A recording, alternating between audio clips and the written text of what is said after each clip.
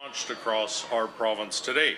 We're pleased the recent announcement about tariffs did not include the ag industry, and we will keep advocating for industry to ensure tariffs do not come in. We know the concerns about potentially devastating consequences if they are imposed, and the effect it will have on our agricultural industry right here in this province. This is a critical time for our province, for our farmers, ranchers, our processors, and their families, as they work tirelessly day in and day out to put food on tables across this great country. That's why I'm pleased to be here today to launch the Buy Local campaign. Through this campaign, I'm encouraging all Albertans to join me in buying local at the grocery store, like Friesen Brothers, or farmers markets.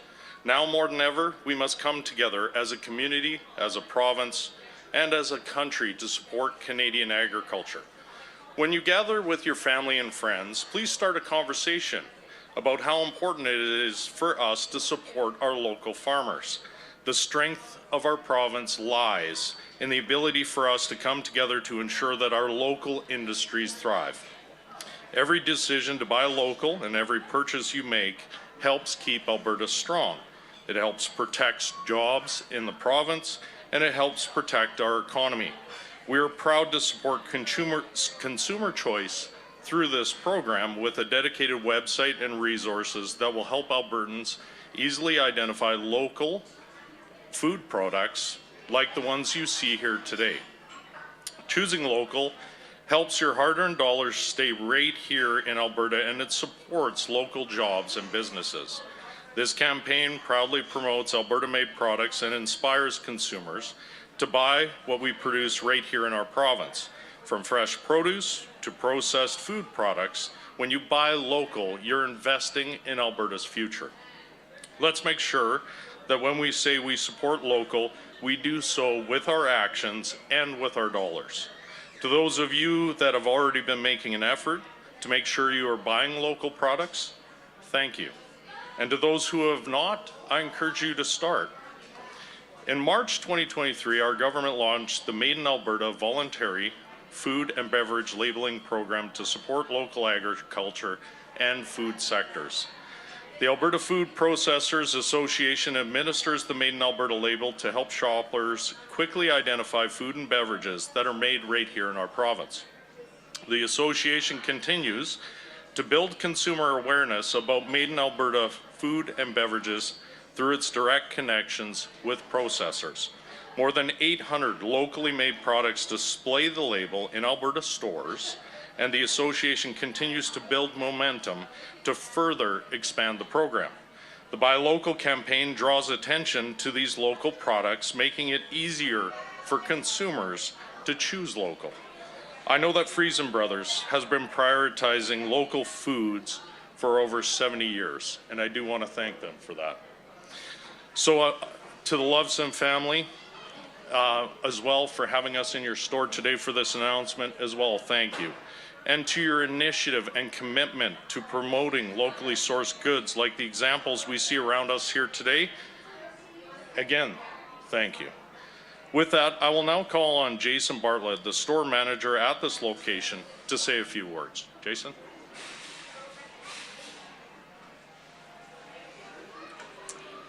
Good morning and welcome, and thank you to the Minister of Agriculture and Irrigation, the Honourable RJ Sigurdson, for hosting the announcement today at our store. My name is Jason Bartlett. I am the store manager at our Friesen Brother Rabbit Hill location.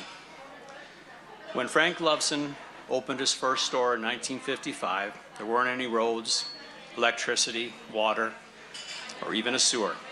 But that didn't deter Frank. Where others saw a rundown shack surrounded by dirt and snow, he saw opportunity. He showed up every day, he swept the floors, he threw himself into mastering what he referred to later as the lost art of butchery, and became not too shabby at cutting up a front quarter of beef. Together with his wife Agnes, his brother Banj, they cared about their community, and they did what they could with what they had to care for their community. The world has changed a little between then and now, but 7 decades later, we are still here. The care has spread. It's the audacity to start from scratch the commitment to do things our own way that continue to define our company's spirit today. By industry standards, we're a small grocery store chain. By our standards, we are ourselves. An Alberta-owned and grown family business steeped in tradition that takes enormous pride in providing nourishing food and solutions for each and every individual who walks through our doors. And as you step through our front doors, you'll be greeted, by the vibrant colors of our produce department. Here you'll find Alberta garlic, Alberta Leffers carrots, Alberta cucumbers, Alberta tomatoes, and even melons. Yes, you heard that right, Alberta grows melons. Continuing through our store, you'll arrive at the butcher shop. Here you'll see authentic Alberta beef hanging proudly with Alberta pork and Alberta chicken. Next, as you make your way to the bakery, you'll be tempted by the aroma of our famous Alberta sourdough. It's crafted with just 3 simple ingredients: water, salt, and Alberta flour. And as you look on either side of me, you'll see a wonderful collection of local Alberta-made products that are available in our stores. So when I think of local community, I think about how we look after each other, our friends, our families, our neighbors, and all of our community. But this isn't only because it's the right thing to do, it's because it's who we are.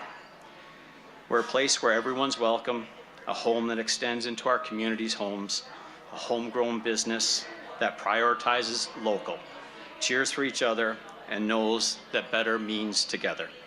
By choosing community, we've got kitchen tables all throughout our region covered. And I'd just like to end it with a quote from Mr. Frank Loveson, CM. We must remember that the world doesn't owe us any favors or advantages. It does, however, give us all the opportunity to better our business, better our society, and better our relationships. We can do this best by helping others and subsequently feeling really good about ourselves. So again, once again, thank you for being here today. Thank you. We will now move to our Q&A portion of this presser. Just a reminder, you'll have 1 question and 1 follow-up. To the media in the room, make sure you state your name and your affiliation, and you can go ahead with your question. Hey, Emmanuel Prestovet, Radio Canada. I see that the Made in Alberta program is voluntary, right? So are you thinking of making it mandatory to label products that are made in Alberta so consumers know what they're buying? No, not making it mandatory at all. It'll stay voluntary. The Made in Alberta is a voluntary labeling program. That allows producers to make the decision on whether they want to partake in the program in that labeling. Of course, we're encouraging producers and processors to take a look at the opportunities through this program to help clearly identify to consumers that these are sourced and manufactured products right here in our great province of Alberta. And the provincial government is a big buyer of food when it comes to school boards, hospitals, stuff like that. So is your government changing its RFP process to make sure that the government buys Alberta-grown food? Well, definitely we're encouraging it through that RFP process. Of course, that procurement side of it happens well down in the bureaucracy. Those decisions aren't generally made by politicians, but we definitely will be having conversations more and more about supporting local Alberta and Canadian products right here in our province, right through the government. And of course, we hope consumers across our great country do the same. Eric Bay, Global News. Minister, is there any sort of tangible metric the government will have to say whether or not this campaign will be successful at all? Yeah, definitely. We're always monitoring and taking a look at consumer buying trends. I would say that just in recent weeks, we have heard from consumers across our province in their willingness to buy local, source local. That's why we're moving forward with this ad campaign of Buy Local, but also creating a website under alberta.ca/buy local to assist consumers in making sure they're identifying locally grown and sourced and processed products. And if I could follow up by asking Jason, just are you guys seeing any changes in shoppers' habits here recently in terms of what and where they're buying from? Yes, we have. As soon as the announcement of tariffs, we've seen a big uptick in customers coming in and looking to see where things are sourced and wanting to support local first and foremost, and then to support Canada. Heba Kamal Shufi, City News. My first question is to the Minister. If you can just speak a little bit more about the program is voluntary. You said things that the government is maybe doing to encourage producers or stores like this one to kind of partake in the program. Yeah, definitely. This Made in Alberta labeling program, to be clear, is for our processors to be able to display the Made in Alberta label right on their products. And of course, that is working directly with those processors. The awareness is a big part of this, and making sure that our farmers, ranchers, our processors here in the province are aware of the program and the benefit of that program. What we're seeing through this consumer shift is a growing demand for locally sourced products. So the buy local is two-tiered. Of course, we're promoting the Made in Alberta labeling program, but also supporting a buy local campaign and working with our grocery stores to be able to help them easily identify for consumers those products that are made in Canada and made in Alberta. Just like also to hear from Jason about some trends you've noticed after the tariffs, what you're hearing from local shoppers here, and especially the ones that before they wouldn't look where it's made, but after the tariffs, it's a complete different story. Yeah, I mean, it was, very reactionary at the beginning. People were immediately coming in to ask if we had, labels or some type of identification. Which it takes a little bit of time. You don't just snap your fingers and have labels right when tariffs are announced, but we've been able to, do that throughout the store where we have labels, whether it's, an Alberta label or a Canada label. So, I think, again, like I said earlier, it's been, very prominent with people coming in and wanting to know, the origins and where it's sourced from, especially in the produce section as well. So if I may, Jason, what do you think the changes that this campaign is going to bring in to shoppers? I would hope that the campaign, again, it's two-fronted because it's about where the processing is coming from, as well as encouraging people to continue to buy local. And for 70 years, Reason Brothers has been a part of Alberta and a part of supporting local, so we will continue to do that. Okay, we will now move to the phone. So, operator, you can put through the first caller. Your first question is from Shalev from CTV News. Please go ahead. Hi, thank you so much for taking my questions. The first one, just in terms of how you're defining local. I know you said it was a voluntary program, but I'm just curious about how that definition is determined in terms of what makes a product local. And what is your message to local businesses who rely on some American products that they have to, who are kind of feeling the hurt on both sides? Yeah, definitely. When it comes to the Made in Alberta labeling program, of course, everything that is processed or part of that product has to be locally sourced within the province of Alberta and processed here in the province of Alberta. And when it comes to some of our processors that rely on products from around the world, we understand that Canada doesn't grow everything. We understand that we support open and free trade. That's why we've been advocating tirelessly in the United States to make sure that we continue our free trade agreement under CUSMA that we believe is to the best interest of both consumers and producers, farmers and ranchers. We continue to advocate there. But of course, when we see a consumer trend on wanting to buy Canadian and buy local, we know that keeping those dollars here in the province is a great way to support our farmers and ranchers and our processors. So we want to continue to be able to support consumers through that by helping them easily identify products that are made here locally and sourced here in Canada. Do you have a follow-up? Yeah, when you talk about that advocacy work, I understand you recently just came back from Washington, D.C. to advocate on behalf of the ag sector. Tell me a little bit about who you met with and what came of those meetings. Well, definitely our approach has been to work with stakeholder groups in the U.S. to make sure that we're having conversations. What I can say is the trip I had in D.C. was extremely productive. We've met with National Cattle in the U.S., National Fertilizer in the U.S., the Farm Bureau in the U.S. We met with the Undersecretary of the United States Department of Agriculture. And what I can say is that they understand the importance of the free trade agreement that we have and how it relates to agriculture in North America. I was strongly expressing that we know when it comes to food affordability and food security, the CUSMA agreement has been positive in both those aspects. We have farmers and ranchers in the U.S. that rely a lot on Canadian product, and we have processors here in Canada that rely a lot on U.S. and Mexican products. So we want to continue that agreement. We got a lot of positive feedback. I would say it was very productive.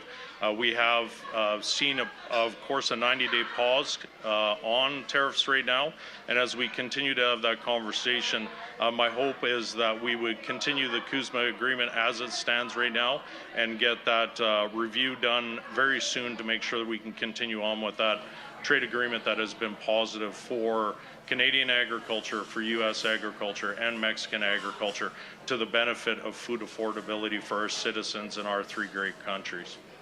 Operator, you can put through the next caller, please. Your next question is from Catherine Gragowski from Alberta Today. Please go ahead. Oh, thanks for taking my question. So similar to Shaylan on the labeling, I know federally there's different rules for made in Canada versus produced in Canada. Do these labels have any kind of delineation based on the level of Albertaness to it? You know, like I've seen on that site, there's coffee beans that are roasted in Alberta. That's different than, say, those Alberta-grown melons. Is there any difference in the labeling there? Well, our Made in Alberta labeling program, like I said, to be able to display that label on whatever processed good you have, all the ingredients have to be sourced here locally and processed here locally within the province of Alberta. And for the stores themselves, I know it was mentioned that a lot of them are putting up the signs for a product that is either made in Canada or made in Alberta. Will there be any additional funding as part of that campaign to reimburse for signage? Well, we're having the conversations right now with our grocers. They're moving forward, understanding that this is they see growing consumer demand for buying local Canadian and Alberta-made products. We continue those conversations with our grocery stores. Most of them are doing so on their own volition, understanding that that's what their consumers are looking for. But right now, we're here today to announce the Buy Local advocacy campaign and promoting our Made in Alberta labeling program. But we will continue to have those conversations as you know, the weeks and months progress under the current conditions, and that may relate to tariffs in the future. We just have time for a couple more questions. So, operator, can you put through the next caller? There are no further questions at this time. Please proceed. Okay, well, that wraps up our press conference today. Thank you for joining us, everyone, and thank you, Minister and Jason. Thank you, everyone.